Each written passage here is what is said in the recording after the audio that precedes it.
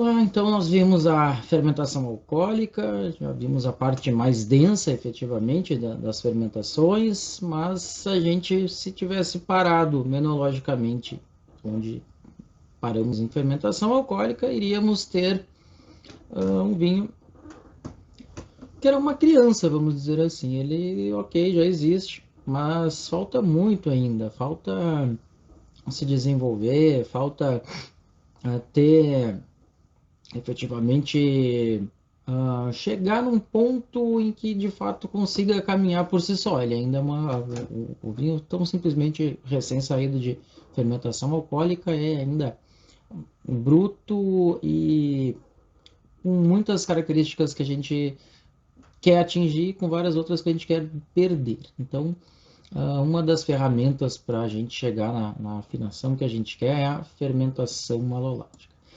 É importante dizer, normalmente é uma fermentação para tintos e não para brancos ou para polpos brancos. Não quero aqui fazer a discussão de vinificação efetivamente, mas o fato é que o vinho branco se beneficia de uma acidez maior, se beneficia mais dos seus aromas da uva e mesmo da fermentação alcoólica e menos dos que a gente tem na fermentação malolática, porque é uma técnica que vai aumentar aromas, que vai diminuir a acidez e que talvez não se encaixe bem para os brancos e, pelo contrário, precise muito dos tintos à medida que faz os vinhos serem mais complexos e mais harmônicos. O que é a fermentação malolática?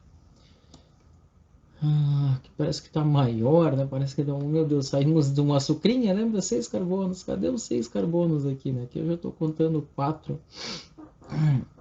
Pois bem, isso, linkando com o assunto anterior, é um ácido carboxílico. Perceba que aqui, ó, tem esse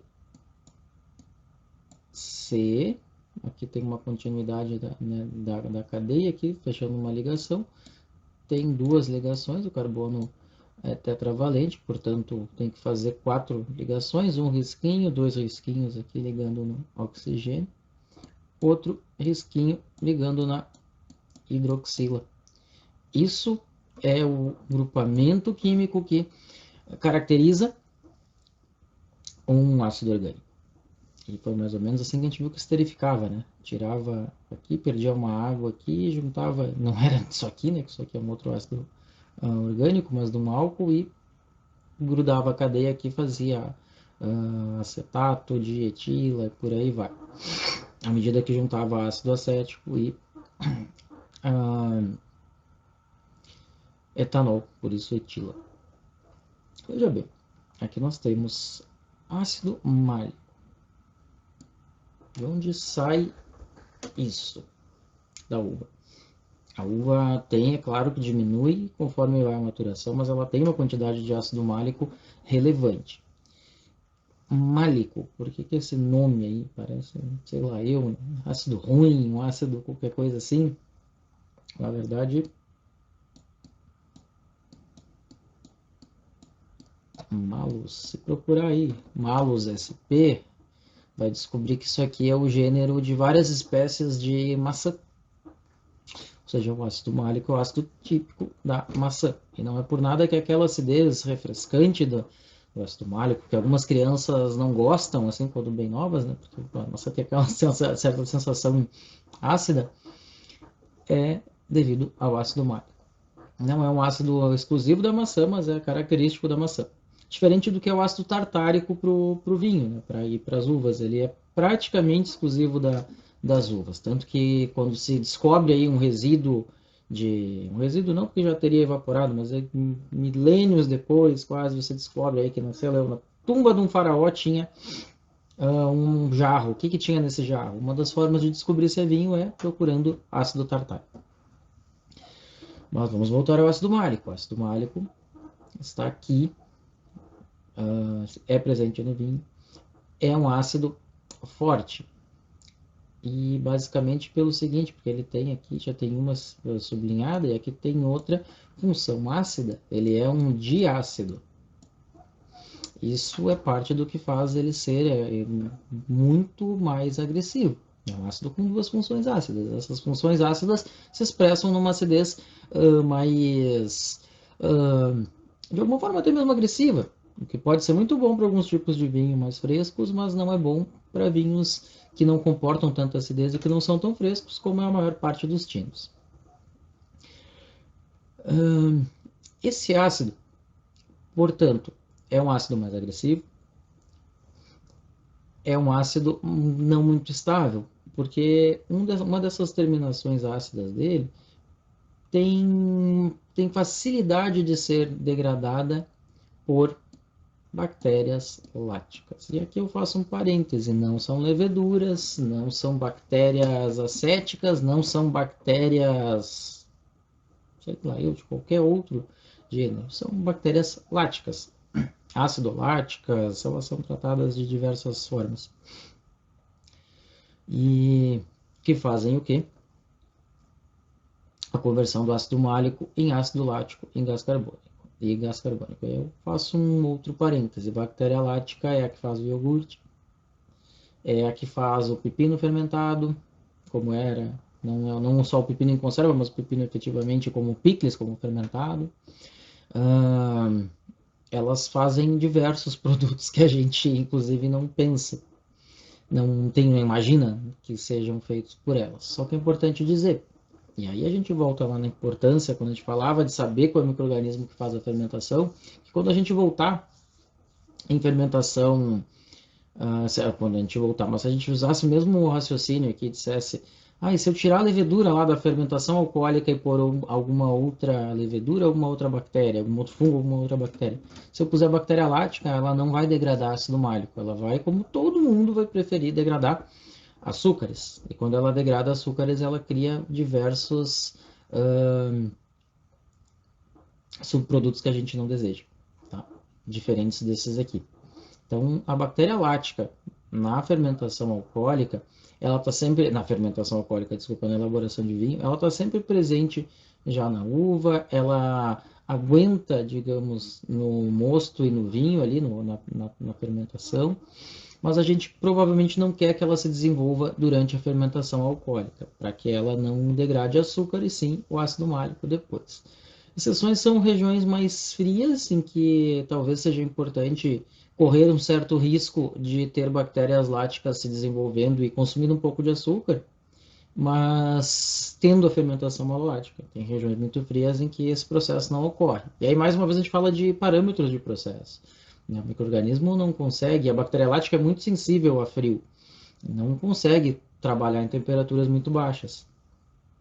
Só que ela é justo uma fermentação que na maior parte dos lugares acontece quando o tempo está esfriando, porque a safra aconteceu no inverno, principalmente nas uvas mais tardias. A safra aconteceu no inverno, desculpem, a safra aconteceu no verão, a colheita foi feita, o vinho foi fermentado, levou lá seus 10 dias fermentando, e depois disso imediatamente a gente quer fazer a malolática. E cadê, a temperatura? Em lugares mais frios, e aqui no Brasil, a gente pode citar aí Planalto Catarinense, é às vezes ilimitante. A temperatura é tão baixa que não dá conta de fazer fermentação malolática. A gente acaba optando por inocular bactérias que nem sempre funcionam, são caríssimas e não funcionam, porque as que já estão lá já se entendem melhor, um pouquinho diferente do que é com as leveduras, que a gente adiciona, elas funcionam bem, até melhor do que as que estavam lá, e fazem mais do que a gente quer e menos do que a gente não quer. Mas as bactérias láticas nem sempre se entendem, então algumas vezes é melhor você tentar induzir a fermentação malolática durante a fermentação alcoólica. É uma técnica discutível, mas é uma possibilidade. No normal, assim, da maior parte do mundo, a gente vai querer que ela aconteça logo após a fermentação alcoólica. E tem que ser tão após assim? Sim, porque a gente não quer, esse vinho não pode ser corrigido com nenhum composto que possa inibir micro-organismos, ou seja, esse vinho fez a fermentação alcoólica, a gente vai deixar ele quietinho lá para que ele faça a malolática. E quietinho quer dizer que não só a bactéria lática foi avisada de que o vinho está disponível, né? As acéticas também, todas as outras. Então, por isso que a importância de fazer esse processo logo depois da fermentação alcoólica, como é na maior parte dos casos. Então, voltando ao que nós dizíamos, as bactérias láticas na fermentação malolática degradam o ácido málico em ácido lático. Uma consequência aqui, primeira, que a gente já pode perceber, cadê aquele grupamento ácido que tinha aqui, se esvaiu em gás carbônico. Tá? Diminuição da acidez. Então, a gente consegue fazer ter uma diminuição significativa da acidez. E outra coisa que é verdade, nem tudo é só uma questão numérica. O ácido lático também é um ácido muito mais tênue, muito mais. É o ácido do iogurte, um ácido mais delicado e que incomoda menos. Então a gente tem um ácido menos agressivo, menos ácido, efetivamente. A gente tem um vinho mais estável, porque esse ácido que estava lá, se eu resolvesse não fazer a malolática, ele estava de alguma forma disponível para alguma outra bactéria resolver, ou mesmo essa aqui, resolver degradá-lo. E a gente tem uma terceira, antes que eu falar do gás carbônico, até eu prefiro falar que a gente tem uma terceira consequência da fermentação malolática. Veja aqui, não fazendo tanto mistério como fez na fermentação alcoólica, que a gente vai dizer que é ácido málico dá lático e gás carbônico. Isso aqui soma, fecha direitinho, 100, né? Mas, na realidade, em quantidades muito pequenas, como já discutimos para fermentação alcoólica, há alguns compostos de aroma, sobretudo, importante. E eles chamam-se principalmente de acetil, cheiro de manteiga, não é por nada que a bactéria lática, né? Acaba. E acetoína, cheiro de manteiga, manteiga rançosa. Ambos tendem a lembrar manteiga, tudo depende inclusive da dose, da quantidade que eles estão presentes. Mas, fundamentalmente, fermentação malolática faz o quê? Aumenta a estabilidade, porque tira de cena um ácido que era pouco estável, que tinha algum risco, somente em vinho que amadurece por um bom tempo, que vai estar em madeira, principalmente, que é um recipiente que é poroso, tem mais possibilidade de contaminação de micro-organismos e tudo mais. E quando diminui a acidez, na realidade a acidez é um certo fator de proteção. Então, mas para que tirar a acidez num vinho que continua envelhecendo, que a gente cria a acidez como fator de proteção, porque a gente quer quando o ácido não é o próprio vulnerável, quando ele é, a gente não tem muito o que fazer. Então, aumenta a estabilidade do vinho, diminui a acidez e cria aromas típicos. Então, para reforçar, a fermentação malolática tira um ácido que é menos estável, portanto traz mais estabilidade, diminui a acidez à medida que tira esse ácido, e por fim traz aromas típicos e característicos, que caem bem em qualquer vinho? Não, em alguns sim, em outros não. Mas daí é uma conversa que pode ser feita aí vinho a vinho, para a gente ter como os impactos da fermentação malolática são esses. E aí a gente fala do gás carbônico. Legal, lá na fermentação alcoólica, se eu quisesse fazer um espumante, era só eu segurar o gás carbônico. Se eu quiser fazer um espumante aqui, é só eu segurar o gás carbônico. Não, olha só. A primeira coisa que a gente tem que ver. Lá a gente equacionava ali 1 grama de açúcar. Quantos gramas de açúcar tem num vinho? Num mosto para fermentar? 200 e tantos gramas. Ou seja, faz tudo isso aqui vezes 200. Quanto eu tenho de ácido málico?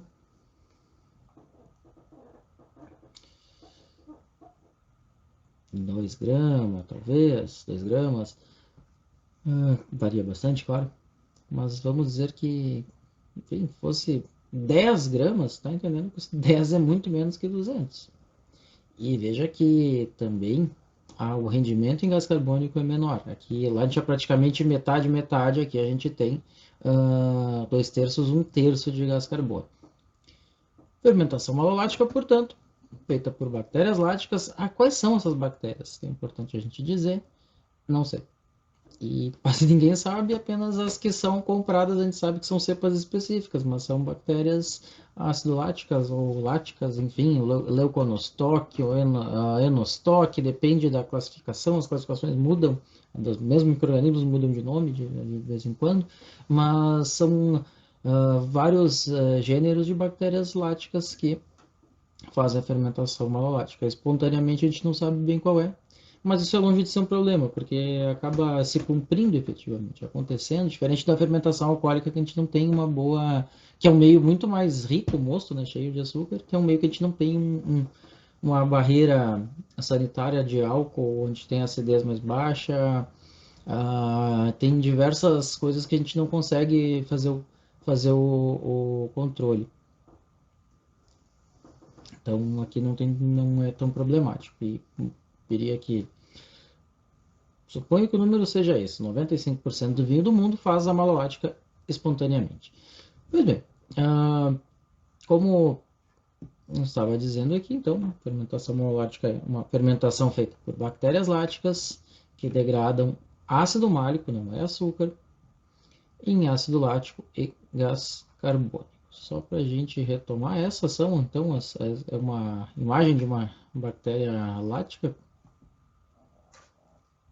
mas efetivamente a gente tem, para ficar bem claro, ácido málico sendo degradado. Se fosse açúcar de qualquer quantidade, de qualquer não, elas não consomem qualquer quantidade de carbono, mas elas consomem pentoses, inclusive açúcar de 5 carbonos, e certamente adorariam os nossos açúcares de 6 carbonos. Se fossem açúcares de 6 carbonos, nós não teríamos exatamente isso aqui. Até teríamos ácido lático, mas teríamos inclusive ácido acético, diversos outros metabólitos que a gente não quer. Então, a gente não quer isso aqui. A gente quer a degradação do ácido málico, baixando a acidez e tornando o ácido o meio mais estável à medida que tira esse ácido que é mais menos estável.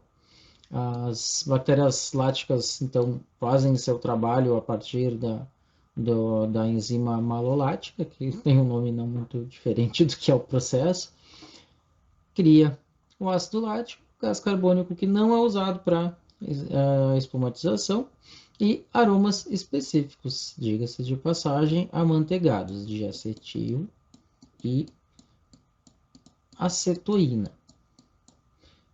E aí, mais uma vez, e sem falar exatamente sobre vinificação em si, por isso que a fermentação malolática não é muito interessante para um vinho branco jovem, fresco, frutado, em que esses aromas aqui podem ser um pouquinho agressivos, não exatamente agressivos, mas se sobrepor aos aromas frutados e frescos da fermentação alcoólica da própria uva, tira o frescor à medida que baixa a acidez. Mas é muito importante na maior parte dos vinhos tintos com alta carga tânica, à medida que a acidez e tanino tem uma certa duelam de alguma forma ao paladar, e são antagônicos, se acabam sendo desagradáveis juntos, e sobretudo porque apesar de o aroma, o próprio aporte de aromas é legal para o vinho tinto, mas sobretudo nos vinhos tintos que vão amadurecer em carvalho, porque aí a gente tem a, uma estabilidade maior. Embora baixa acidez, como eu comentei, a gente tem uma estabilidade maior porque tira, é um ácido? Mas é um ácido que não tem estabilidade. Então é melhor não tê-lo e aumentar um pouquinho o pH, baixar a, a acidez e ter estabilidade sem esse composto. Então essas são as implicações da fermentação malolática. E não é igual o que acontece no iogurte, não, ela degrada a lactose não degrada ácido málico, e também não é igual aconteceria no mosto, porque a probabilidade de degradar açúcares era muito maior. Então, essa é a importância da fermentação malolática para o vinho, diferente do que é para o iogurte, para o pepino, para tudo mais. Mas essa é a importância que nos toca, já que é falando de vinhos.